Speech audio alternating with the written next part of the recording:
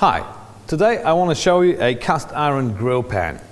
And there's so much to it. It is a very versatile piece of equipment, and every chef, whether at home or in a commercial kitchen, should have one of these.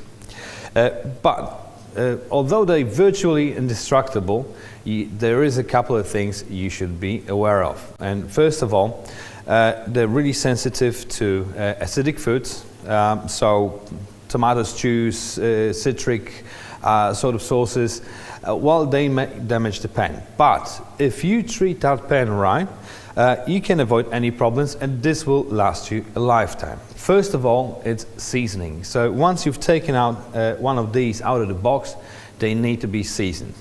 So what is seasoning? First of all, once you have washed it, so the first wash, and that's a piece of advice here too.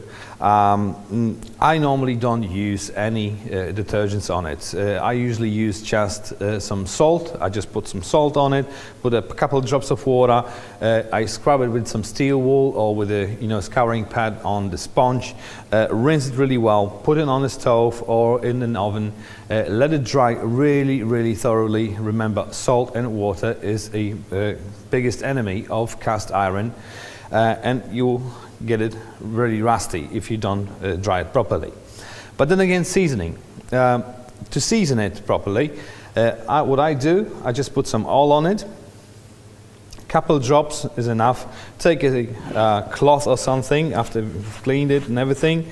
Just make sure you rub it in really well. You can use any type of oil. Canola oil is fine. And remember, you just don't season the surface. You season the whole pan. So what seasoning does, it creates a carbonated layer of oil. The oil, when it's been heated, because I will stick it in an oven at maximum temperature for a while, it will break down, it will go runnier, and it will soak into that pan.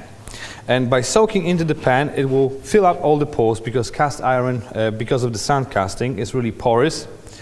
And it will soak into the pan, creating a protective layer that will not only protect the pan itself, but it also will protect the product, whatever you're grilling, mostly meats probably, from sticking to it.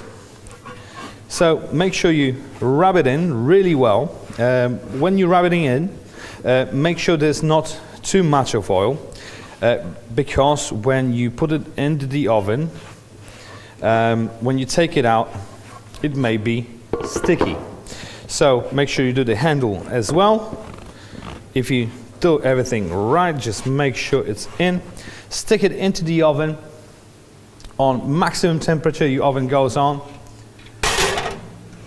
and leave it for at least an hour. I already prepared my pan. So let me get rid of that. It's already seasoned. So in order to show you how it works, I just prepared some meats, some steak, just to go over a couple of details more. So once the pan is heating up, and that's another piece of advice, whenever you're cooking with it, because I've found there's a lot of cooks complaining that they have meat and stuff sticking to the pan. First of all, because the pan hasn't been seasoned properly. Second, the reason may be that the pan is not hot enough. So what happens, you have to really heat up the pan to proper temperature. Once you see it's slightly smoking, like I have here now, you can drop the meat on it, give it a bit of oil on the pan, and just like that, as you can see, let it sizzle. And there's one more thing you have to be aware of. Most of the time, food gets stuck to it because chefs tend to take it off the grill too early. You just have to wait for a little while. Once you see a brown crust forming on the edges of your steak, that means the steak is ready to be turned. So you have to kind of be patient with it.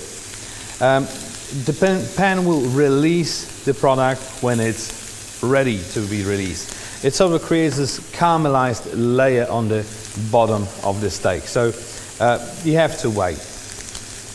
Also, if it comes to the pan, first of all, the pan itself has this really nice griddle on it, so this will leave those really characteristic grill marks on the meat. It also has a handle, which is completely integrated into the pan, so that it makes it a really cool feature because you can stick it in the oven without worrying about the handle. All right, let's have a look. As you can see, the pan released the steak. Nice grill marks on it. That's when you can drop some tomatoes on the pan. All right, so that's about it. That's all the information I have to the pan. I hope I answered all the questions. I thank you guys very much for watching, and I see you next time.